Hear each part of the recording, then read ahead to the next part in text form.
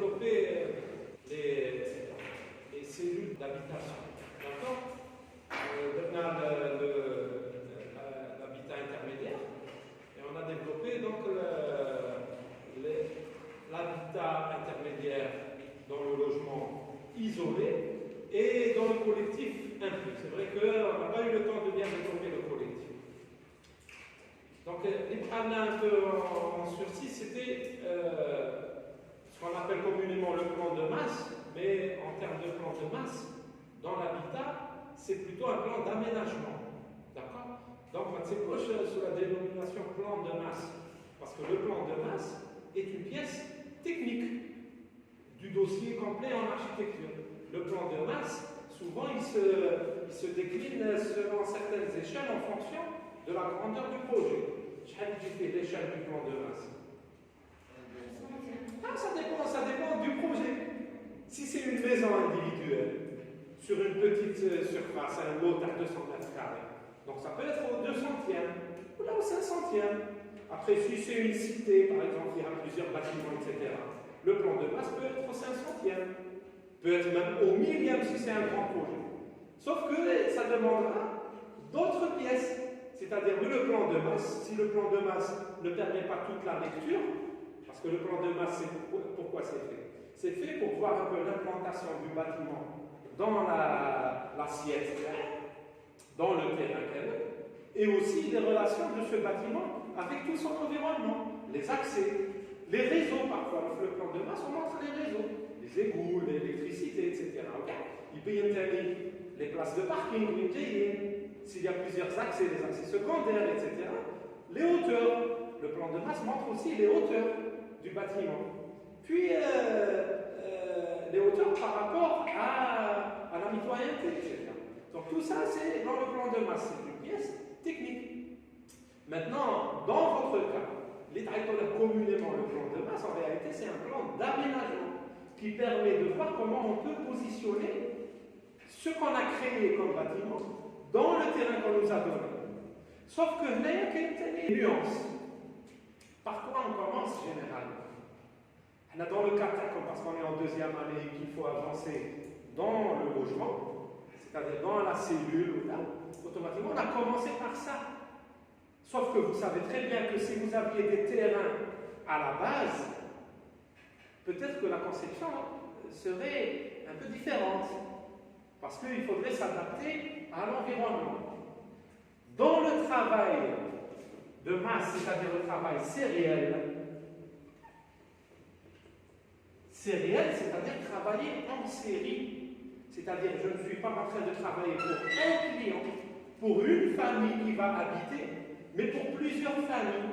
Par exemple, on m'a demandé 100 logements.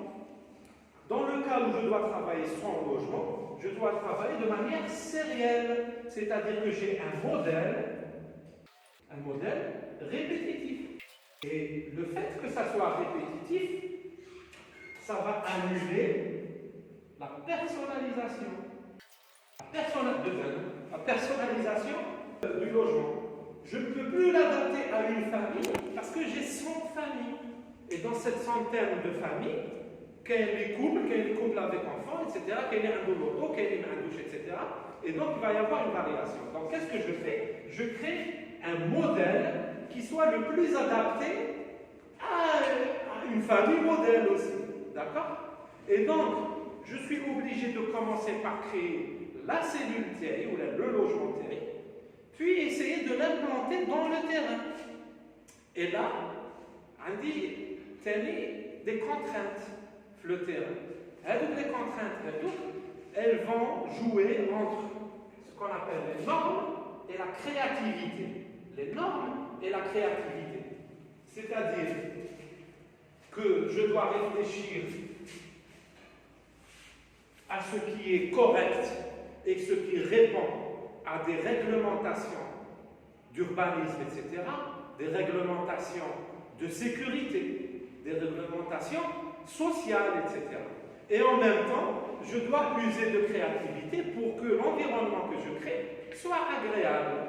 Et donc, pour être conscient de ça, je dois être conscient aussi de ce qu'on appelle les échelles d'intervention. Les échelles d'intervention chez l'architecte, elles sont multiples, sachant que l'architecte est une personne qui est transdisciplinaire, c'est-à-dire qui navigue un peu entre plusieurs disciplines et qui doit maîtriser plusieurs aspects du projet. Un architecte peut travailler, par exemple, sur un concept de fauteuil, voilà, un concept de fauteuil, ou de lampe, par exemple, jusqu'à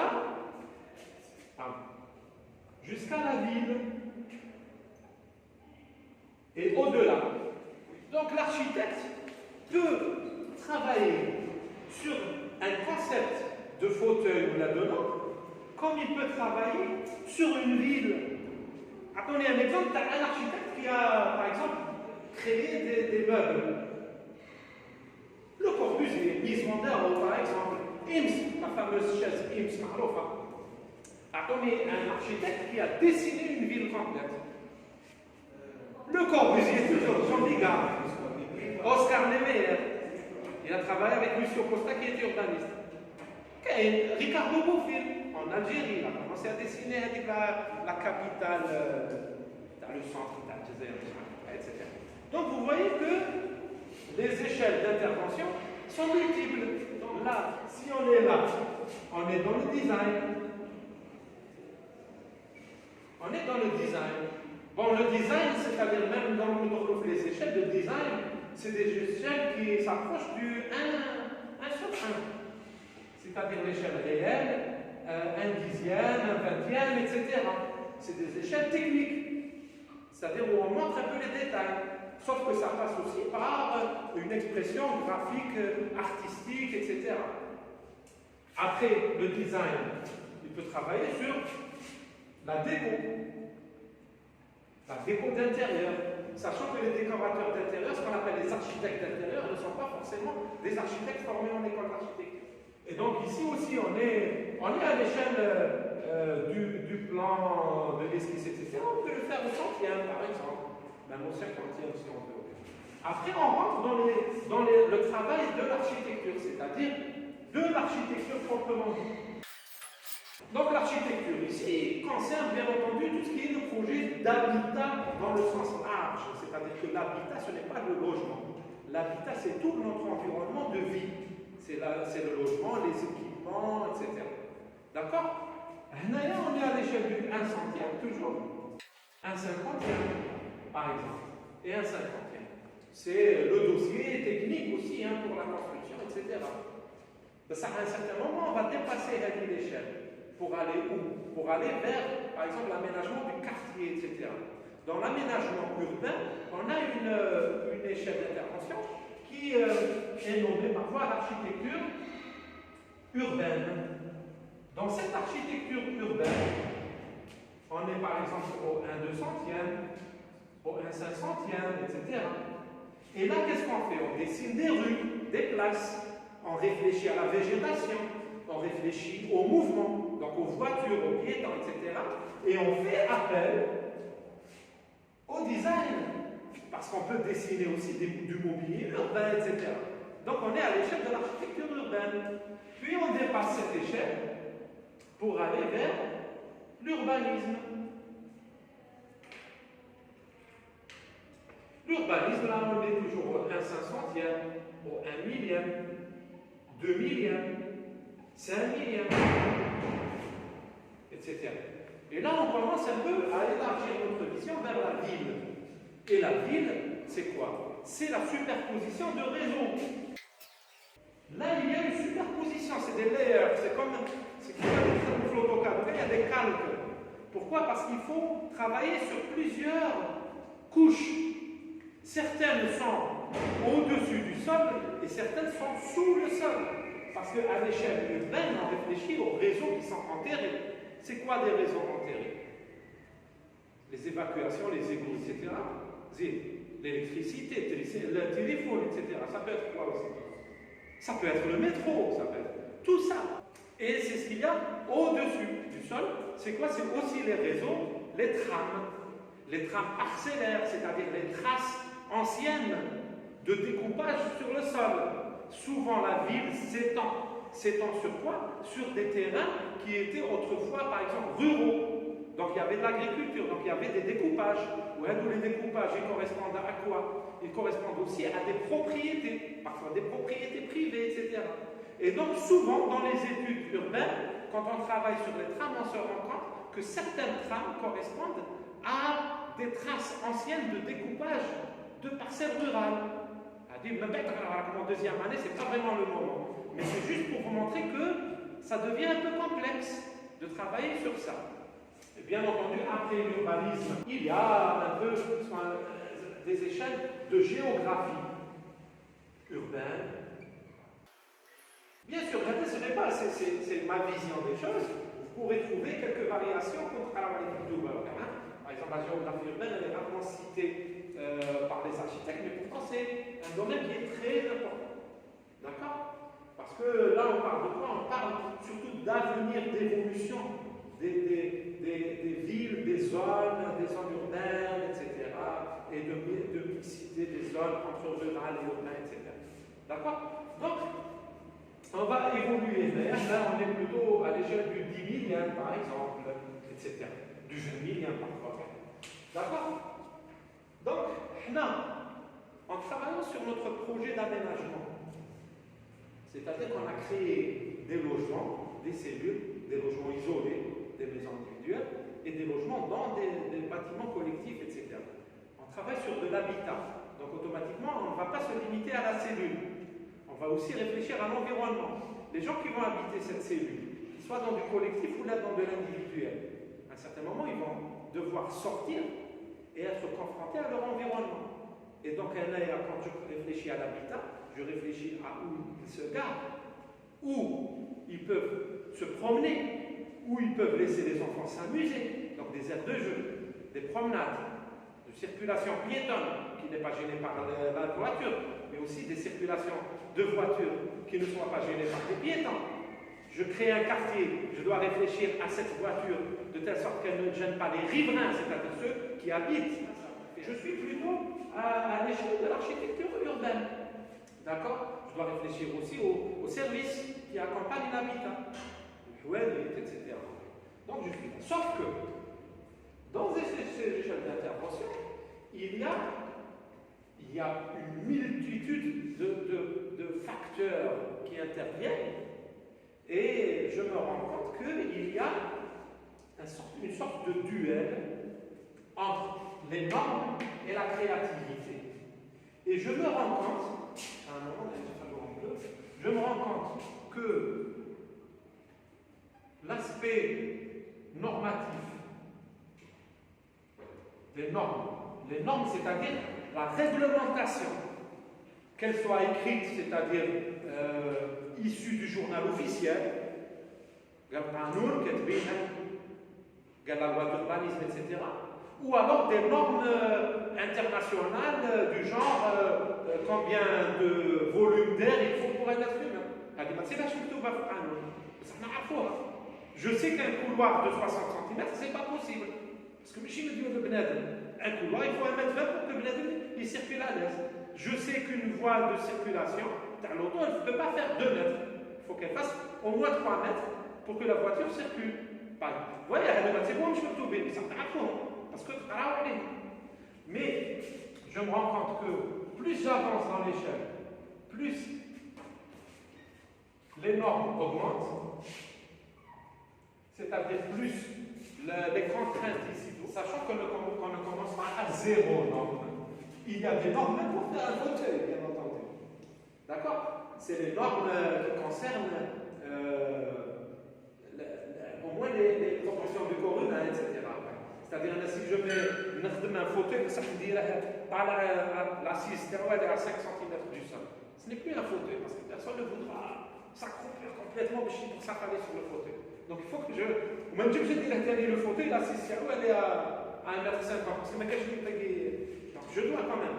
Ben ça, c'est en allant vers les questions urbaines que les normes vont enfler. Pourquoi les normes vont enfler? Parce que il va y avoir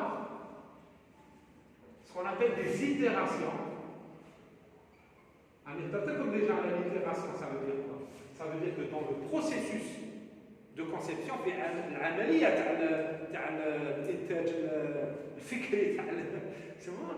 il va y avoir d'autres intervenants. À un certain moment, l'architecte ne peut plus travailler seul.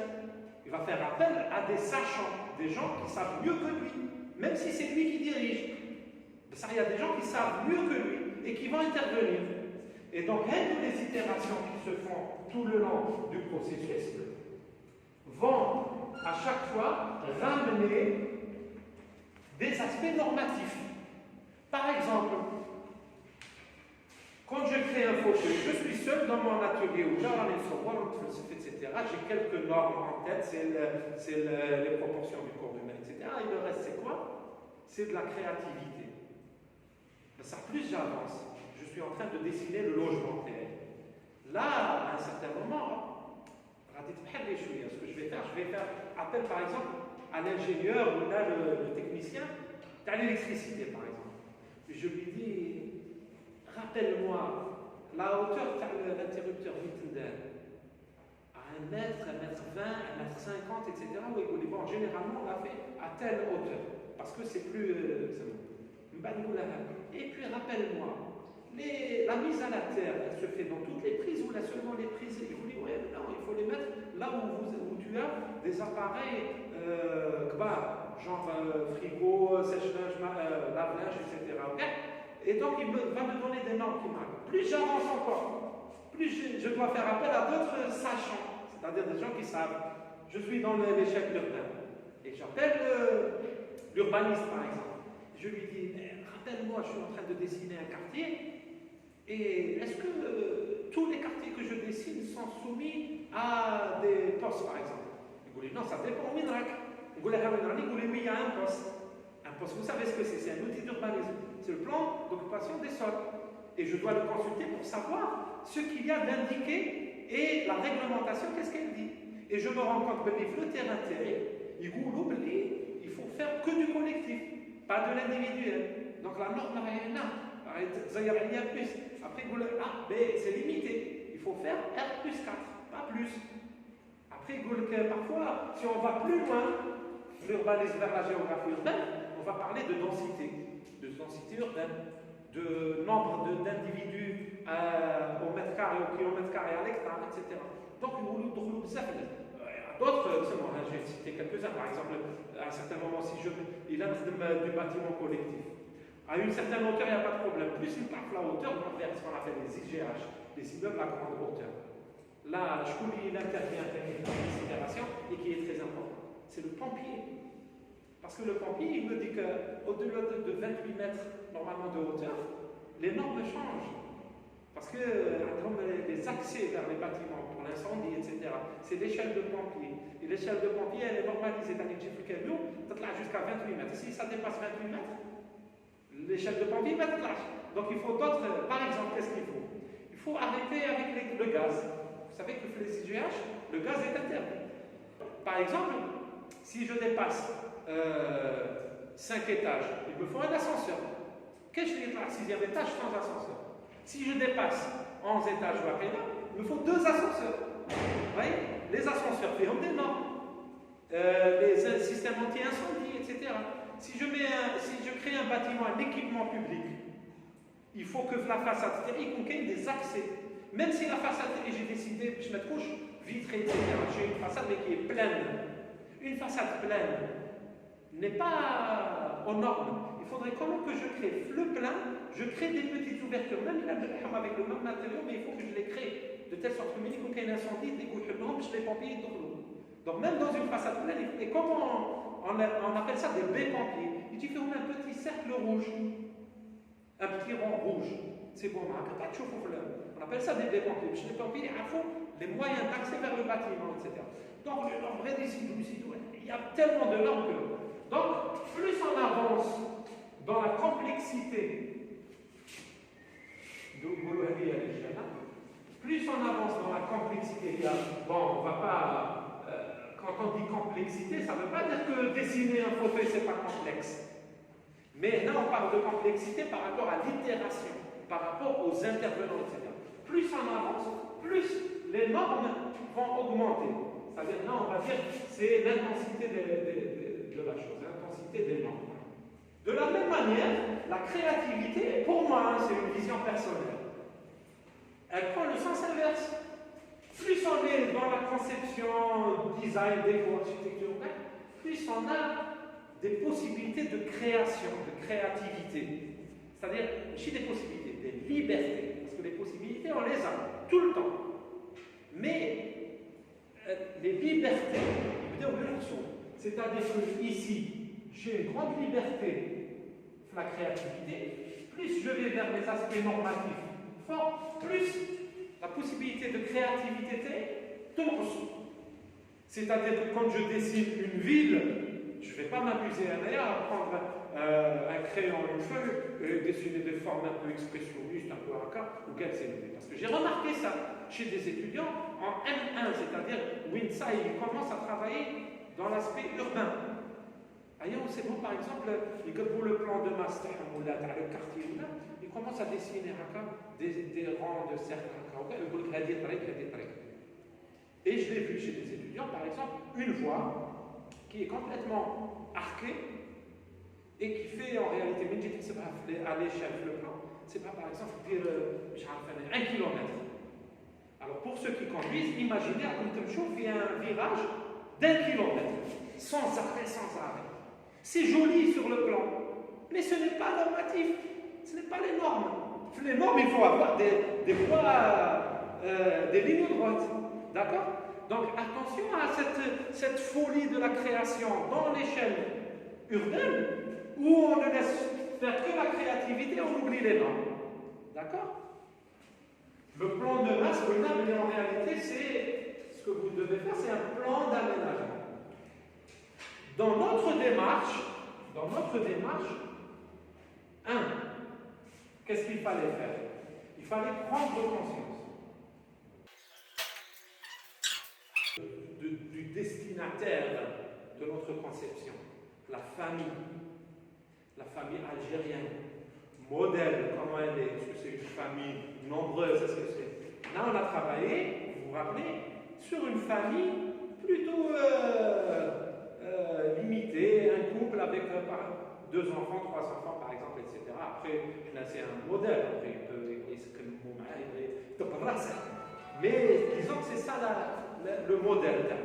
On doit prendre conscience de ça. Donc, il y a un aspect sociologique derrière.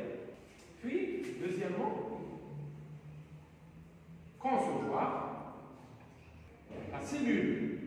Et là, dans la conception de la cellule, on a commencé un peu à créer sur plusieurs aspects, volumétrique, spatial,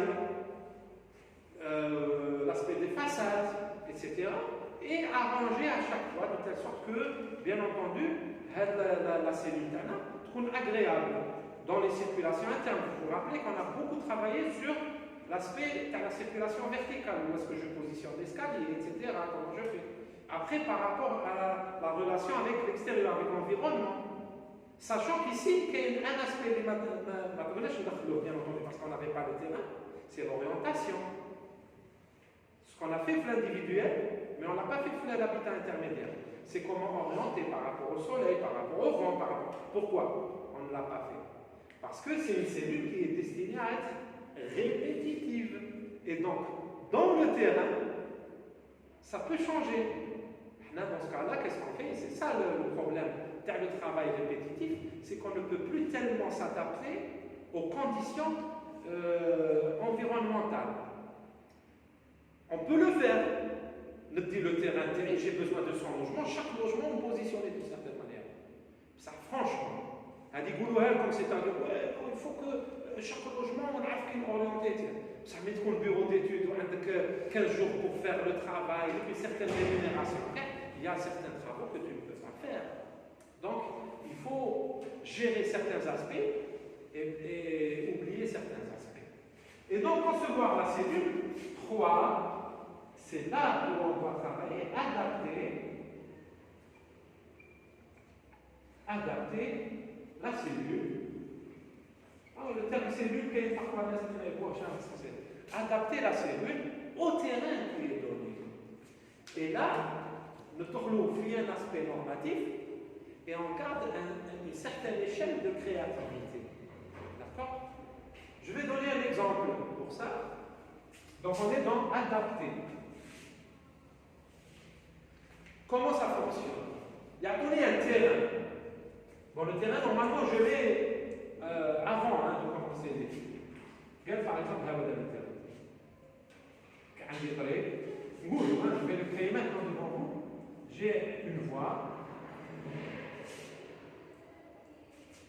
Puis le terrain il est là. Il a une forme un peu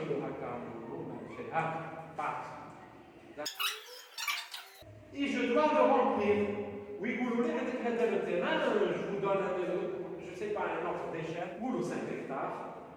Il faut 10 logements. C'est pas 10 logements avec 5 hectares. Je pense que ça va, mais vraiment à l'aise. Là, je dois commencer à m'adapter. Je sais que les logements tels, je les ai déjà créés. Avant de commencer à imaginer de formes, etc., je dois un peu me questionner le terrain sur les aspects législatifs. Est-ce que le terrain est accompagné d'un texte réglementaire? C'est la réalité. Le bureau d'études, c'est comme ça qu'on travaille. Mais on a le terrain. Parfois, c'est en centre-ville. Quand on dit le client, le promoteur, on dit un terrain fou, on va dire 20 étages parce que le terrain se lève, donc il faut que les hauteurs bien entendu, c'est tout à fait normal. La première des choses, c'est de demander quels sont les aspects réglementaires et législatifs qui accompagnent le terrain. Parfois, vous avez des terrains qui sont accompagnés d'un texte législatif, c'est-à-dire un cahier de charges, l'igoul, est le terrain qu'il faut l'aborder. Et parfois non. Et quand parfois c'est non, il faut plutôt aller vers les aspects réglementaires. Mais qu'est-ce que d'accord? Les terrains qui sont accompagnés d'un texte législatif, c'est les terrains qui ont été étudiés selon un instrument d'urbanisme. Vous allez étudier un instrument à partir de l'année prochaine, à partir de cette année, c'est-à-dire le poste et le dos.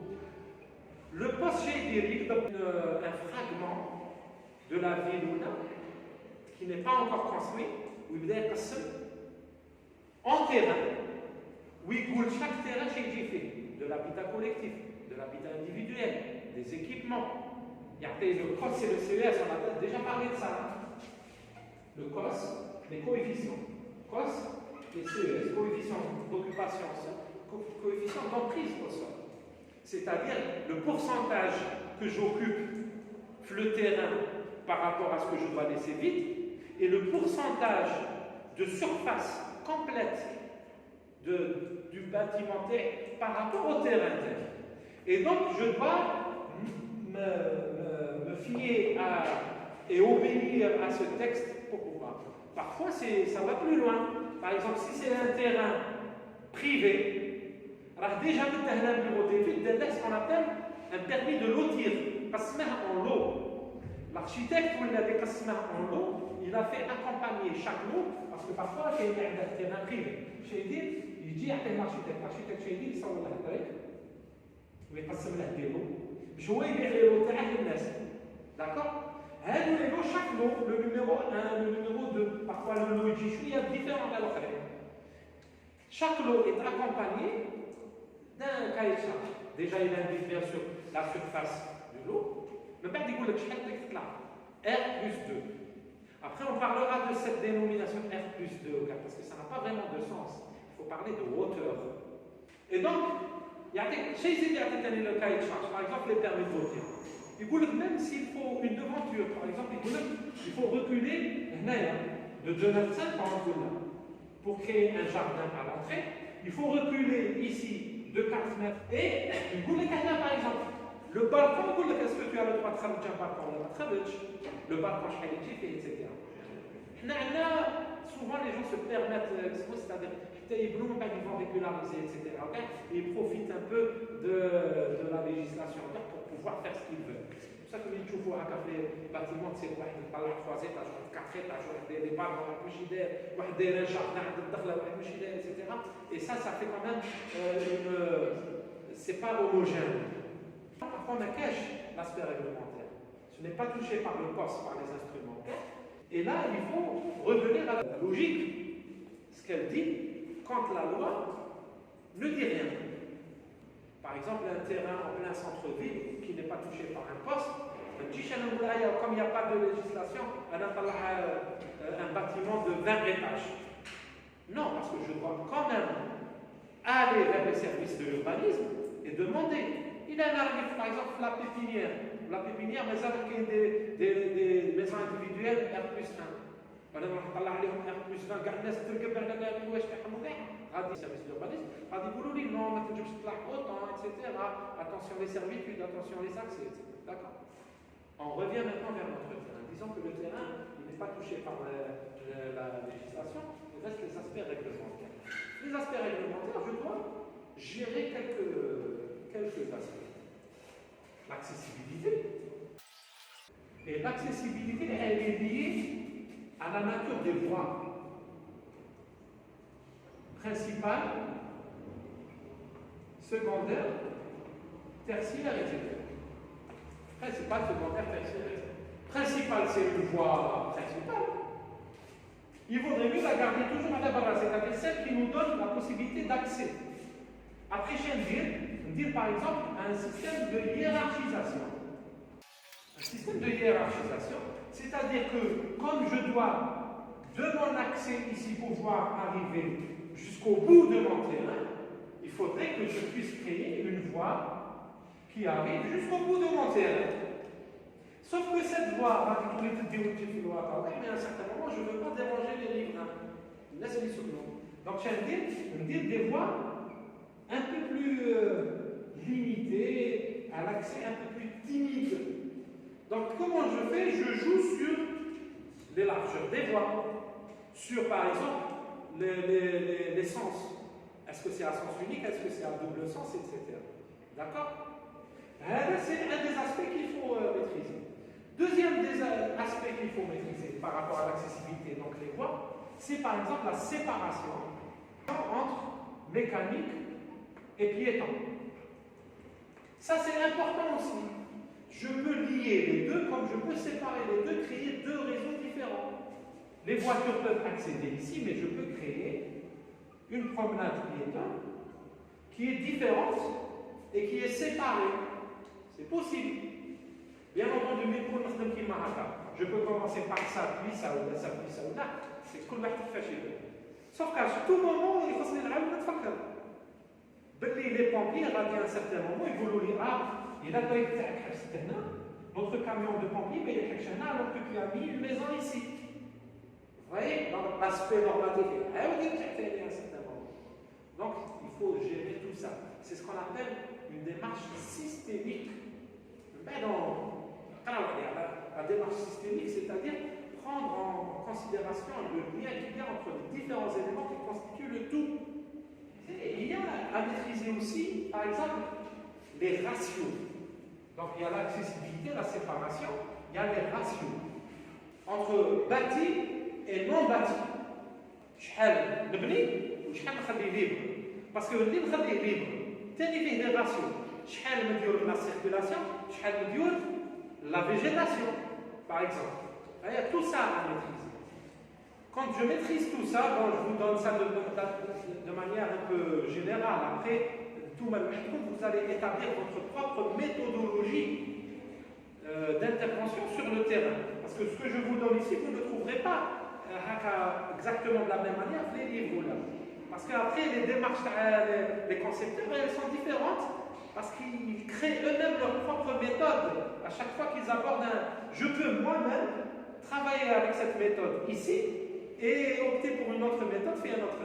Par exemple, je pourrais commencer directement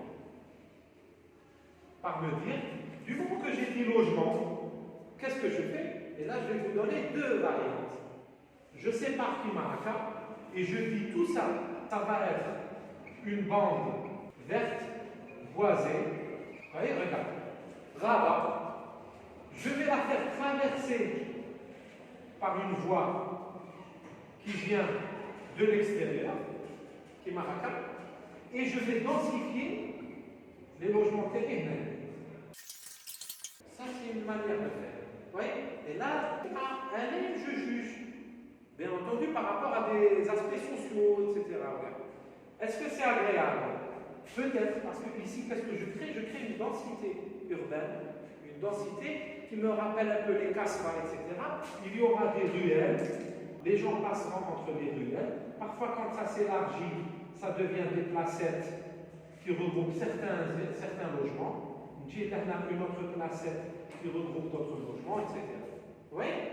Et là, je crée une ambiance. Quels sont les logements? Il ne pas faire la placette, il ne pas faire la placette, etc. Ça crée une vie sociale. C'est important. Tu vois, il crée des liens, etc. Mais une fois qu'elle est fermée, donc la placette, elle devient invivable. On a fait un aspect social qui est très important comme tel. Généralement, on loue, c'est-à-dire, nous les aspects de Casbah, de ville médiévale, Mozambique, etc.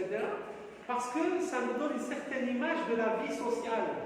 Sauf qu'elle n'est plus adaptée à notre vie actuelle. Ils ont créé les villes qui Maraka, les villes un peu protéiformes, qui m'égoulent, c'est-à-dire un peu des variations sur les formes, etc., avec des petites places. Ils les ont créés à un certain moment, mais la ville évoluait avec eux. Donc quand ils créent une petite placette, les gens qui ont créé la petite placette, et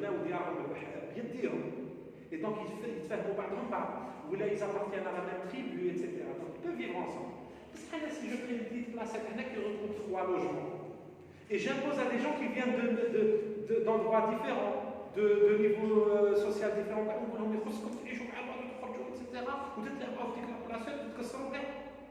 Ce n'est plus leur mode de vie. Donc il faut faire attention à cette la petite placette un peu intimiste, etc. C'est joli en perspective, c'est joli sur les plans.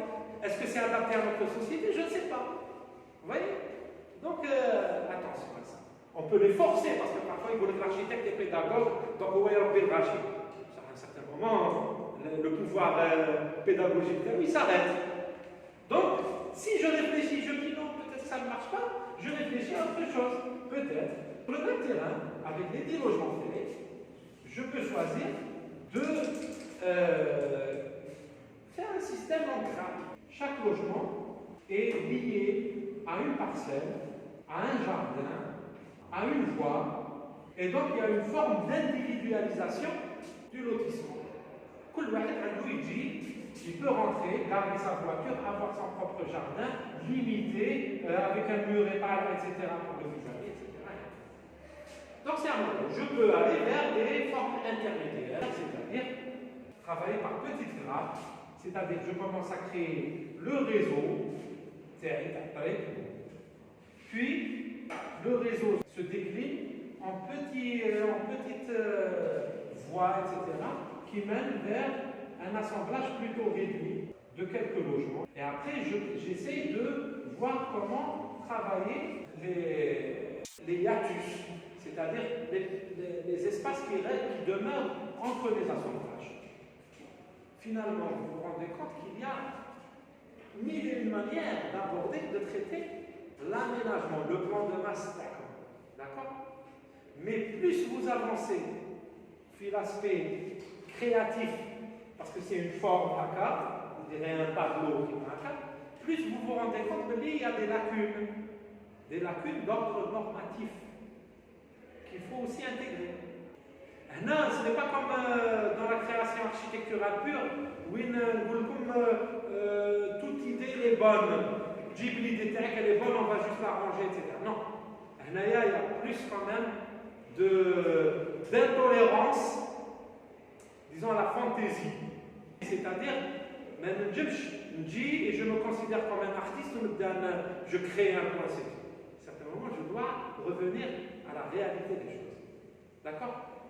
Voilà, après, théoriquement, parce que là, vous pouvez vous exercer à créer des plans de masse et vous pouvez me les envoyer, nous les envoyer durant le groupe ou le mail et on pourra les discuter et les corriger. Grosso modo, de manière générale. D'accord? Je vous remercie.